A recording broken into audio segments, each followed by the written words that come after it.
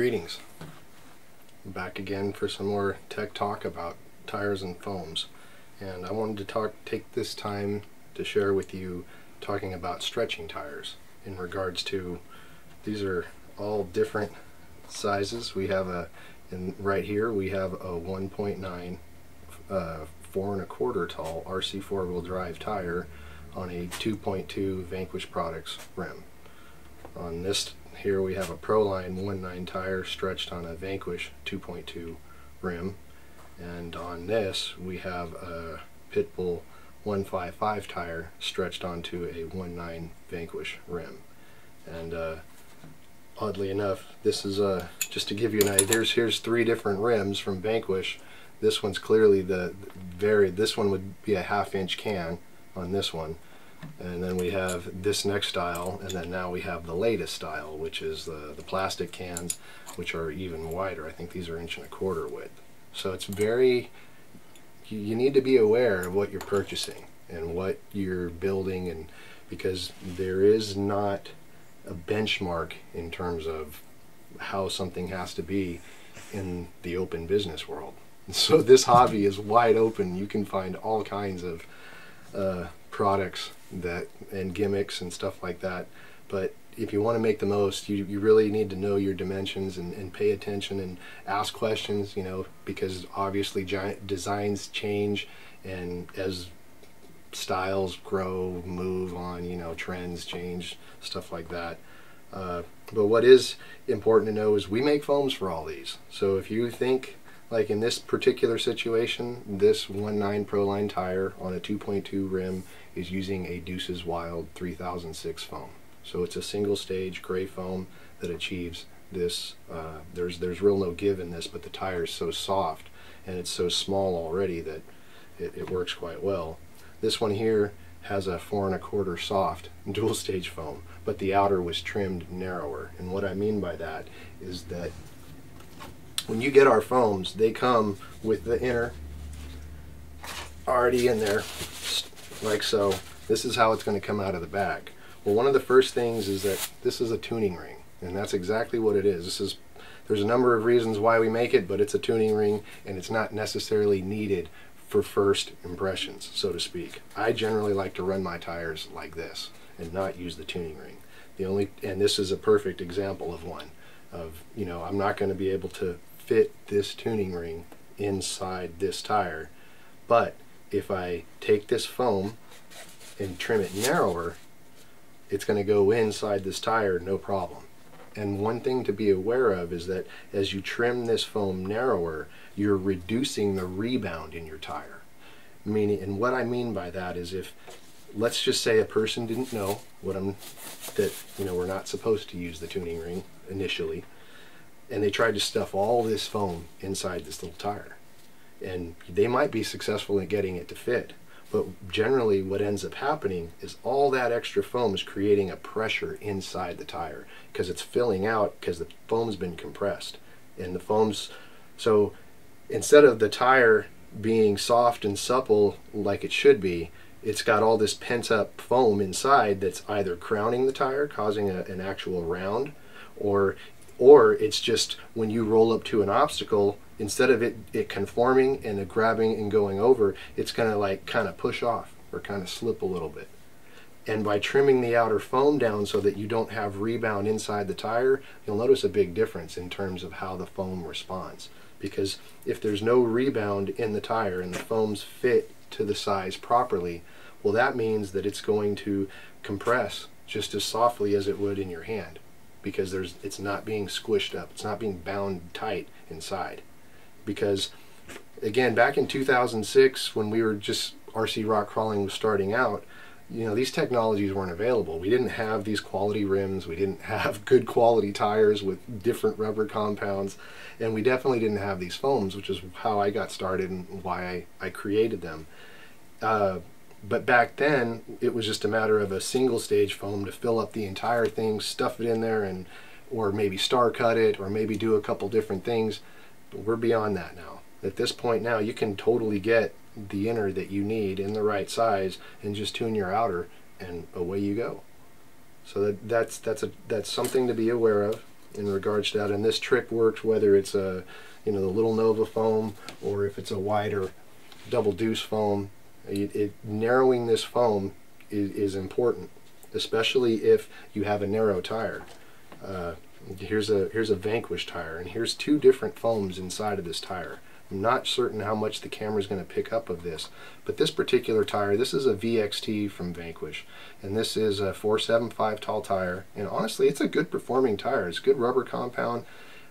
This particular one though is got a wide foam in it, and you can kind of see how it's got a nice flat patch here, and it's just starting to bubble out just a little bit, but that's only where the foam, the inner foam, is sealing up against the sidewalls. And remember, I said it's important because if the sidewalls are sealed up against that inner foam, and that inner foam is tight to the bead lock ring, then that means that it's going to track where it's going. It's going to stay where, and it's not going to want to roll underneath or anything like that. And that means all you're working with in terms of your forward bite is whatever you have selected for the outer. And again, if you trim your outer a little bit narrower, let's say you got a 4-pound truck or a 5-pound truck, you may not need all this in there because your truck it's on point, your geometry's right, everything's good, and you need it soft so that when it touches something, it conforms instantly and it's grabbing and going.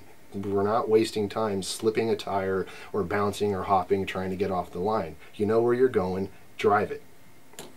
To compare this is the same Vanquish tire now in this hand, and this has just a regular foam in it. It doesn't, there's actually not even an outer in this. This is actually a Deuce's Wild dual stage foam that's in this.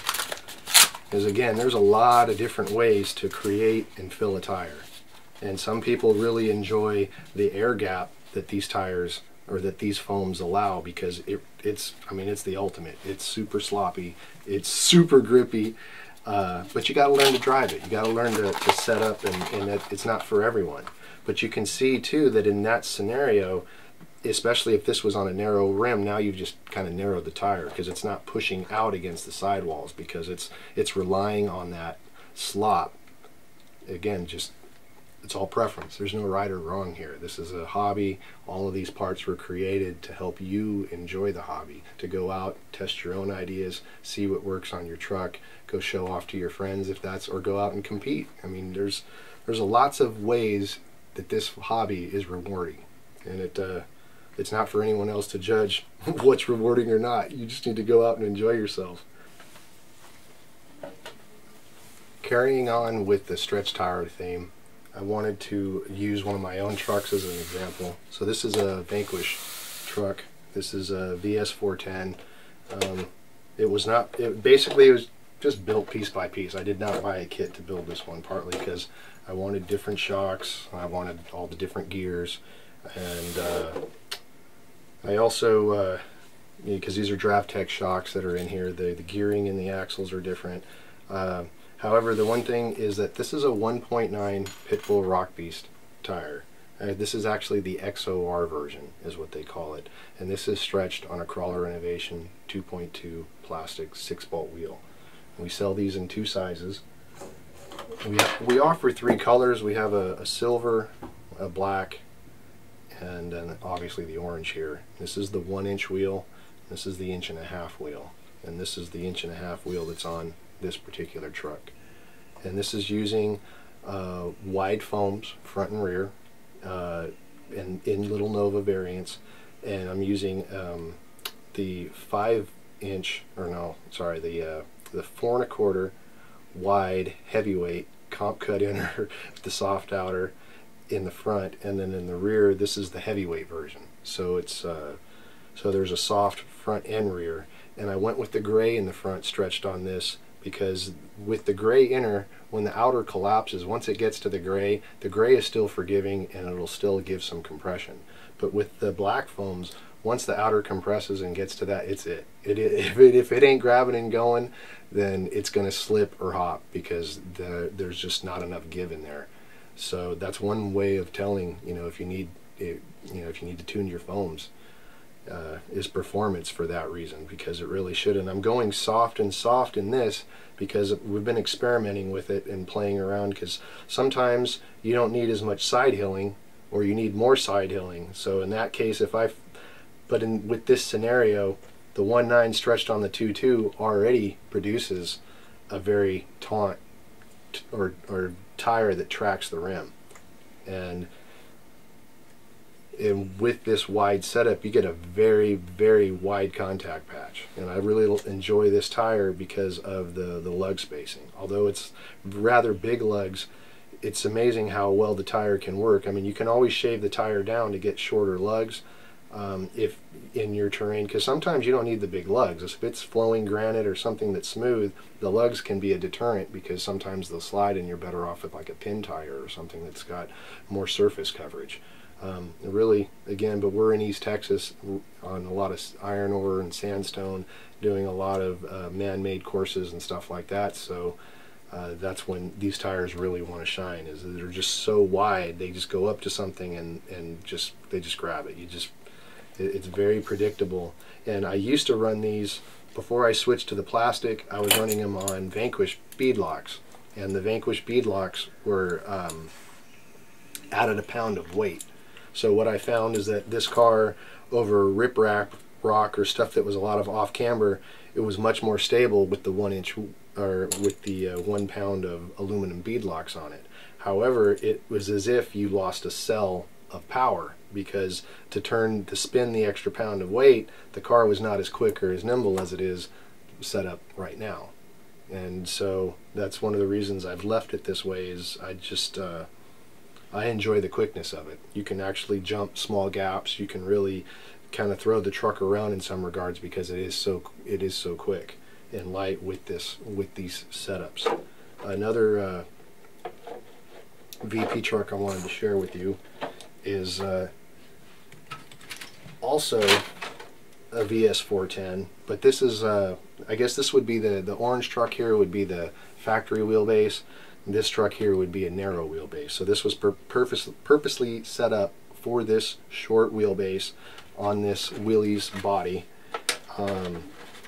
And what's another thing that's unique about it is that these are 1.9 Vanquish bead locks, again also with the Pitbull XOR tire, but this is the 1.55 version. So this is a 1.55 stretched on a 1.9 tire, and it's a very short combo. But of all of the quote scale-ish trucks that I've built, by far this one seems to handle the best or do the most amazing side hills. So these really short tires with this short wheelbase, the car is very predictable, and there isn't really much to it. Same thing with the foams. It's just a standard 4 1/4. It's a 4 1/4 foam inside of this, and a rather simple truck, honestly, because it's just it does have the underdrive gears in the axles, front and rear, has the machine gears here. I think one of the main things to note is the shock hoops, is that these have the extended shock hoops and then the DriveTrack or Deluxe Fab shocks, and that makes a big difference. Cars really, like I've already mentioned, really planted on side hills, very predictable, and the steering is right on point. Right on point, because that's one thing, and that's one reason why people will go to stretch tires is for that reason. It's not a must, but it is noticeable.